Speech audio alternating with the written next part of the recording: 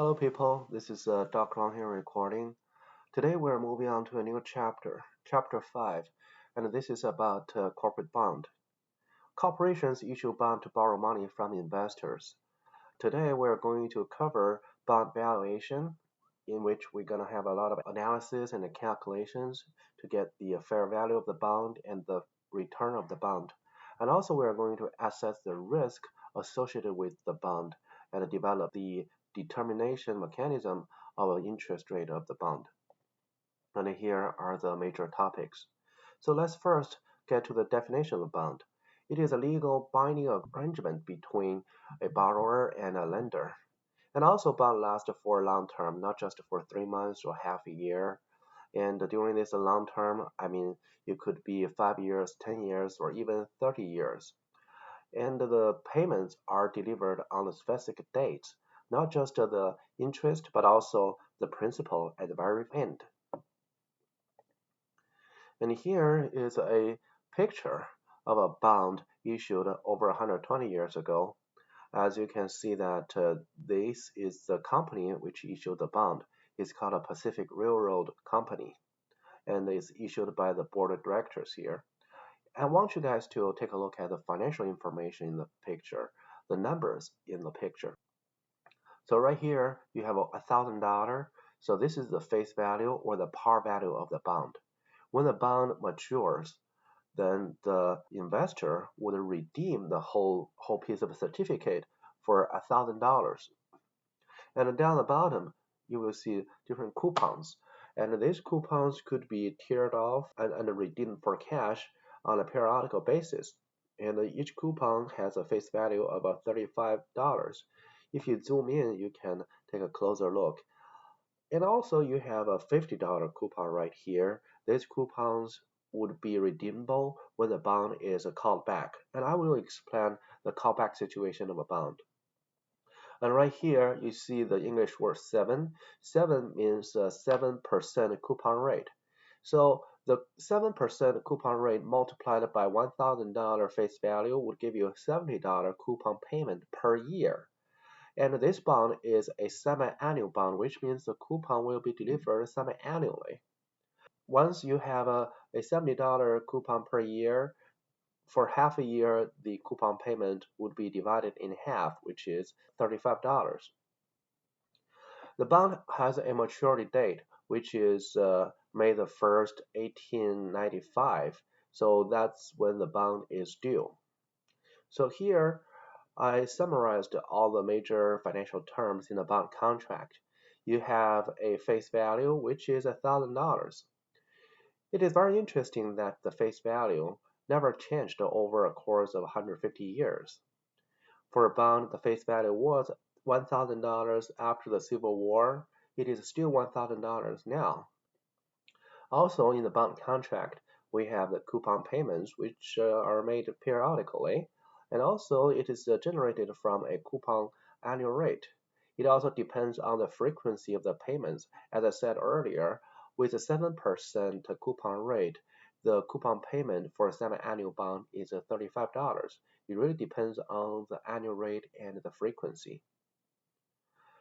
The bond also has a maturity date when the face value is payable. It also has an issue date. What is not in the contract? Here are the terms that are not on the contract. One is the bond price. When we look at the picture, you don't see a price for the bond, right? Should it be sold for $1,000 or $1,100? We don't know that. It really depends on the market. And we can develop a financial model to estimate the fair value of the bond. And what is not in the contract either is the required rate of return. The required rate of return in this chapter is called a yield to maturity. The investors, when they are looking at this bond, they assess the risk associated with the bond. If the bond or the corporation has higher risk of default, then it would require higher rate of return from the company. And the company would pay that amount of return in order to sell the bond to the investors. In the bond market, we call the rate of return yield to maturity. And this is a very important concept. That's why I mark the words in red color. The rate of return is also the discount rate for all the cash flows. Well, we know that the bond generates cash flows in the future, and we are going to discount the future values into present values in order to get the fair price of the bond. And the discount rate or the interest rate is the yield to maturity. And also, we don't know when exactly the bond is traded. If the bond is traded today, then there would be a time to maturity from today to the payable date of the bond. And if the bond is traded a year later, then the time to maturity would change as well, and the bond would have a different price a year later. And here is a valuation model of the bond. It's just like the valuation of any financial security. We lay out the cash flows generated in the future and then discount all of the cash flows with the same interest rate. And for different time period, we gotta impose different exponent for the discount rate. From this formula, you can see that there's an inverse relationship between the discount rate and the bond value. When you have a higher discount rate, then for the same amount of cash flows, which is in the contract, remember, the $35, and $1,000, that's the same cash flow. Once you apply a higher discount rate, then the value would be lower, and that value is the price in the market. The bond can also be called back by the company. Called back by the company is like a refinance. Well, we know that people refinance their mortgage all the time, and the only situation we refinance our loans is when the interest rate goes down. Likewise, when the interest rate, the macroeconomic environment changes, the interest rate goes down, then the bond borrower or the corporations would call back the bond, meaning they will pay off the outstanding debt and then issue bond again with lower interest, or they issue less costly bond. And that helps issuers but hurts investors. In order to sweeten the deal, the borrowers should pay more to the investors, to the lenders. And there could be a term called a call premium. Instead of paying $1,000 face value to the investors, they pay the $1,000 with a call premium. It could be 4%. 4% of 1,000 is $40, or 5% $50. So they need to pay investors more in order to sweeten the deal. Here is a very basic example of bond valuation. We have a 10-year bond and the coupon rate is 10%. The required rate return is also 10%. Well, you should know that the coupon rate is not the same concept as the required rate return. The coupon rate 10% here implies the cash flows generated by the bond, in particular the coupons, whereas the required rate return or the yield to maturity of the bond is determined by the market by different risk characteristics. To keep things simple, in this particular setting, the coupon rate has the same value as required rate return. In the valuation model, you will discount each of the future cash flow into present values and then simply add them up. The first $100 of the coupon will be discounted by 1 year, and then following the second coupon, then the third coupon, and then the last coupon. The last coupon is the 10th year coupon. And also you need to add the $1,000 face value occurring at the end of the 10th year, and you will see its present value is 385 when you have a 10% discount rate. We'll add up everything together. Your total value of the bond is $1,000, exactly the $1,000 face value. And if you use your calculator to do the job, you need to input 4 factors and solve for the fifth. And you are solving for the present value, holding the n equal to 10, interest rate equals to 10. The payment here is from the coupon rate of 10% right here, multiplied by the 1,000 face value. The 10% here for interest is the required rate return. The face value, of course, is always set to be $1,000 unless the bond is called back. And when we change the setting here, we expect that the inflation going to rise by 3%, and that would make your required rate of return higher. Just think about this. If the company is still paying you $1,000 10 years from now, and the inflation gets higher, the bond should be cheaper.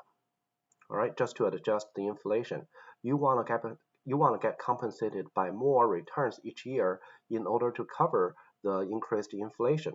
So that basically make your interest rate or yield to maturity to a higher level, 10% plus 3%, that is 13%. When you change your interest rate here in the calculator input, then you should have more discount to the same amount of cash flow. You still have a $100 payment for each year's coupon, and you still have a $1,000 for the final face value 10 years later. Just because you use a higher discount rate, then your present value would get lower. This is something I have mentioned before. If the required rate of return increases or part of the interest rate increases, if it is above the coupon rate, then the bond value would fall below the par value. So if the bond value here is 800 something, which is below the 1,000 face value, then that means the bond is sells at a discount. Then we call this kind of bonds discount bond. So what about if inflation falls? Then the investors would not require that much higher return. Also, the required return would fall. So from 10% interest before, now it reduced by 3% to 7%. You still have the same payments and the same face value because of the bond contract, which was originally specified when the bond was issued. So these are never changing. With a lower discount rate, the bond value would go up. And also, your bond coupon rate is still 10%. When your required rate of return gets lower than the coupon rate, or the coupon rate is higher than required rate of return, then the bond price will get higher. And the bond price would rise above the par value of $1,000. The bond sells at a premium, or we call this bond a premium bond. This chart tells you how bond price changes according to time to maturity. You have two bonds here actually. One is a premium bond with bond price above $1,000, and another is a discount bond with bond price below $1,000. The vertical axis here is the bond price, and the horizontal axis here is the time to maturity. You can have 30 years until the bond matures, or 25 years, 20, 15, 10, 5, all the way till the maturity. And you can see that the general trend is no matter for discount bond here or premium bond right here, as the time to maturity shrinks, your bond price eventually converges to the face value of $1,000. And I know it's a pretty abstract from this chart, and you can read the instructions in the textbook. However, I want to show you how exactly the chart is constructed as a way to better consolidate what we learned about bond valuation.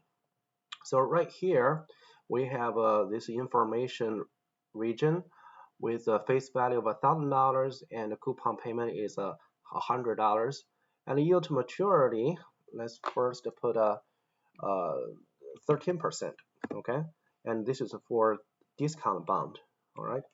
For discount bond, when the yield to maturity is greater than the coupon rate of 10%, then the bond is sold at a discount. And right here, I create a column of the calendar years from today, which is year 0, to a year later, 2 years later, and so on and so forth. And years to maturity, we call this a 30-year bond. And today, you have a 30 years into maturity, and a year later, you should have a 29 years into maturity. So you would use a 30 minus the year number here. And then you drag it all the way down. Okay, you can see as the time goes by, you have less and less years to maturity. And the bond price, we're going to use the present value function of Excel, which was covered in chapter 4.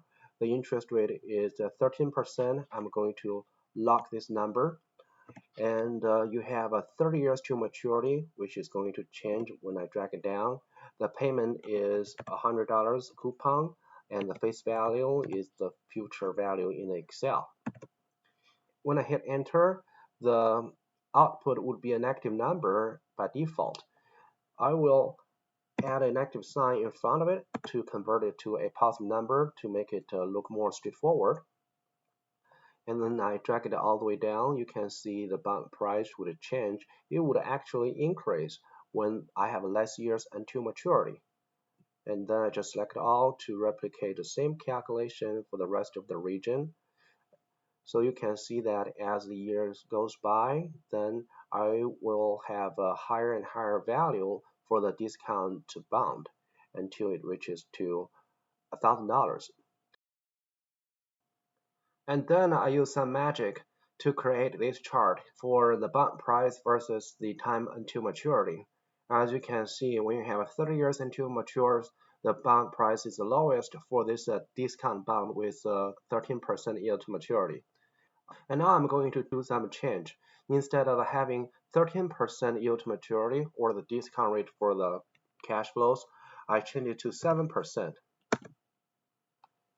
And this shows you the premium bonds price. So the price is always about $1,000. As the time to maturity shrinks, you can see that the bond price eventually converges.